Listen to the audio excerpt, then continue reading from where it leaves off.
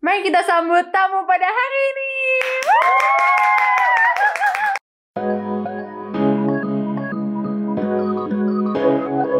Oke, halo semuanya, salam kenal. Nama aku Sabrina Puspagiasani. Kalian bisa panggil Sabrina. I'm currently doing my master degree in human resource counseling. Aku asalnya dari Surabaya. Sebenarnya tuh awalnya unexpected banget sih, karena in the beginning I thought that doing the master degree itself it already took so much time. Dan I'm not really sure about myself gitu kan, kayak awalnya insecure nih, bisa nggak ya dapetin nilai bagus gitu, jadi kayak takut gimana sih bagi waktu. Tapi after I spend like a year, karena kan aku juga masuknya angkatan corona ya Beb, jadi kayak hampa gitu hidupnya kok. Awalnya offline terus diganti online, terus mikir kayak kayak harus cari pengalaman gak cuma sekolah aja gitu. And then after I spent my first year, I thought it will be great that if I can do an internship program as well. And in the beginning, I thought like I will get summer internship, tapi alhamdulillahnya ternyata dapat internship yang full time gitu. Yeah, actually like before I came here, I already work as a full timer. Dan di sini kalau misalnya kalian statusnya masih student, jadi mentok tuh cuma bisa internship gitu kan. Jadi regardless you already have full-timer background before, you still have to be an intern while you're doing your master degree or like school basically.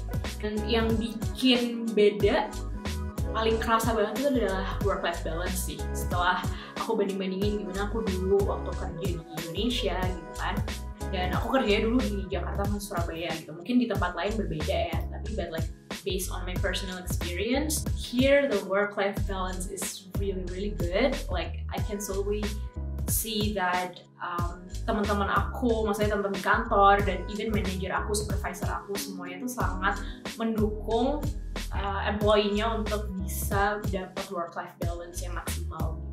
Jadi kalau misalnya like if you achieve something, they will appreciate you to the point that you feel honored gitu loh, kayak terharu banget. Kayak there was a time when gue waktu itu kan kayak dapet apa sih recognition as like the best performer gitu kan.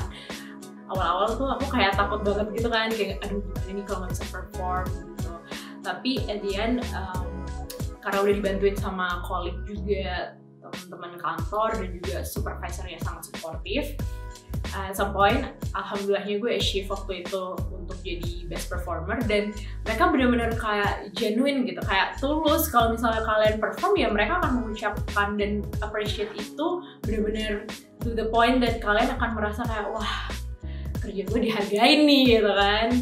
Jadi ya it's really nice to feel appreciated at some point.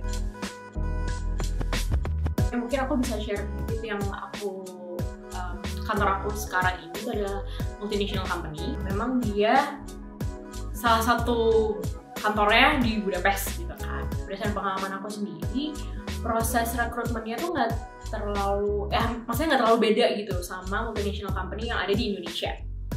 Dan awalnya ya biasa kayak apply by CV like administrative, and then if you pass the administrative proses, mereka bakal nge-email untuk kirim assessment dulu gitu. Dan kalau misalnya proses assessmentnya lolos, bakal ditelepon untuk doing like a face-to-face interview. Dan waktu itu timeline-nya benar-benar cepet sih, kayak sebulanan lebih dikit gitu. Jadi kayak less than 2 months, but like more than a month. Dan salah satu hal yang aku catat di sini adalah mereka tuh keterima atau nggak keterima, mereka akan inform, nggak di ghosting gitu loh. Jadi kalian tahu kalau misalnya keterima atau nggak keterima tuh jelas, kalian tetap dapat email, tetap dapat konfirmasi kalau okay, you pass this round. And if you succeed, then they will call you for like final interview. And if you pass your final interview, then you got the job. Okay, so like lately, I think like all of you already know that LinkedIn platform, it's really useful if you're currently looking for a job or like an internship program. Jadi dari awal tuh aku udah nge-manage LinkedIn profile aku sebetulnya sih. Maksudnya kayak since I'm doing human resource as my major as well, jadi kayak aku juga belajar gimana sih nge-build personal branding professionally kan. Dan pasti yang pertama udah jelas CV, dan pasti teman-teman di sini juga udah sangat familiar lah ya dengan gimana sih cara bikin CV yang proper. Udah juga banyak juga tutorial di Google, di YouTube. Terus setelah bikin CV ya LinkedIn profile-nya juga dibagusin, dan banyak-banyak juga ikut kegiatan yang relate sama profesi yang akan kalian apply gitu. Dan di sini aku sebelumnya emang kebetulan suka untuk join volunteer program or like informal organization yang jadinya bisa buat nge-boost untuk di-notice sama recruiter gitu. So, ya pasti kan kalau misalnya disuruh hiring proses, mereka akan melihat administratifnya dulu. Tapi setelah administratif, mereka pasti akan melihat you as a person and how you can sell yourself to the recruiter, right?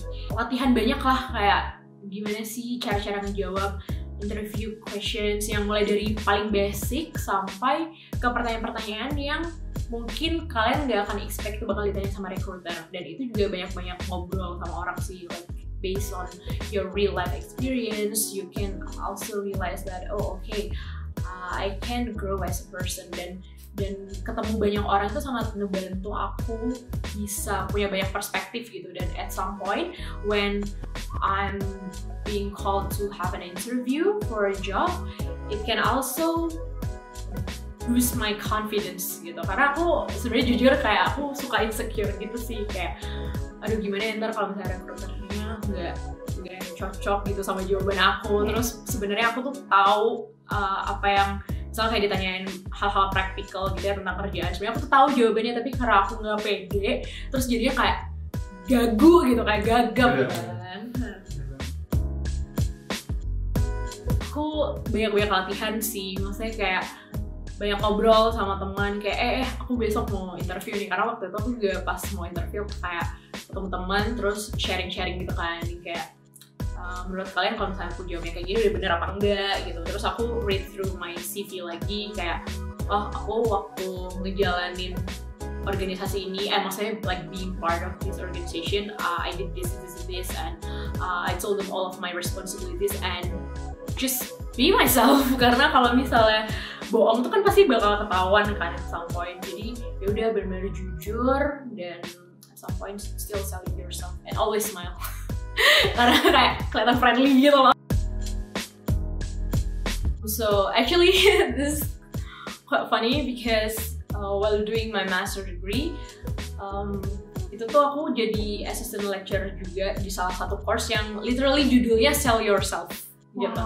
Dan itu tuh ngajarin kayak gimana sih caranya perform saat interview atau like how to grab the attention of the recruiter. Sebenarnya mungkin kayak kita udah terlalu sering denger pertanyaan common yang kayak please describe yourself and what is your strength and weaknesses. Dan kadang applicant tuh jawabnya malah jadi curcol gitu, jadi malah banyak hal-hal pribadi yang sebenarnya tuh unrelated with the job that you are currently applying gitu kan. Jadi sebenarnya mungkin kalau misalnya tips and trick untuk jawab misal kayak describe yourself, you can describe yourself but don't describe those things that already mentioned on your CV. Instead kalian bisa describe yang hal-hal yang kayak personal but like still professional, you know. For example, like if someone asks me, okay, please describe yourself, I will tell them, yeah, my name is Sabrina. I'm passionate in blah blah blah blah. So it's still related towards what the position that I'm currently applying for. Terus kalau misalnya ditanyain strength, I always mention like 3 main strengths that I think it will be useful for the job that I'm applying for. And kalau ditanyain weakness, aku cukup mention 1 weakness aja, but not only mentioning kelemahan aja, tapi bagaimana how I deal with it. Because it's very common, like we all human being, we all have one weaknesses or maybe like more than one weaknesses. Tapi at some point gimana caranya kita bisa handle itu gitu. pasti dari awal aku encourage kalian untuk sebanyak-banyaknya ikut kegiatan yang bisa menunjang saat kalian apply posisi tertentu gitu kan. Tapi kalau misalnya kalian masih bingung nih kayak aduh aku belum punya banyak experience, kalian bisa juga emphasize di kegiatan-kegiatan informal yang mungkin kalian pikir ini kayaknya nggak bakal berguna deh gitu kan, tapi ternyata sebenarnya itu berguna karena recruiter tuh sebenarnya mereka see you as a person and they can see your potential kok. Kalau misalnya kalian mau belajar dan mention beberapa hal yang kayak kalian pernah ikut volunteer in the beginning, maybe kalian pikir kayak volunteernya nggak terlalu beneficial nih, nggak terlalu signifikan saat aku apply posisi ini, tapi sebenarnya itu signifikan gitu. Jadi mungkin you can track back what you have done informally, like or informal organization, and then just mention all of your responsibilities. Dan menurut aku itu bakal ngeboost banget sih buat kalian grab the attention of the recruiter. First one, be confident. Ini mungkin sangat cringe, tapi kayak emang bener-bener impactful banget. Kayak just be confident. Pretend that you're already that good. So if you already confident, the recruiter will see it and they will tertarik lebih lanjut gitu sama kalian kalau kalian udah confidence since the beginning. And then second one will be prepare all of your details. Jangan sampai kalian nulis hal-hal di CV tapi begitu di interview lagi kalian lupa, oh iya aku pernah mention, aku pernah ngelakuin itu gitu. Jadi reread all of your experiences on your CV and prepare for it.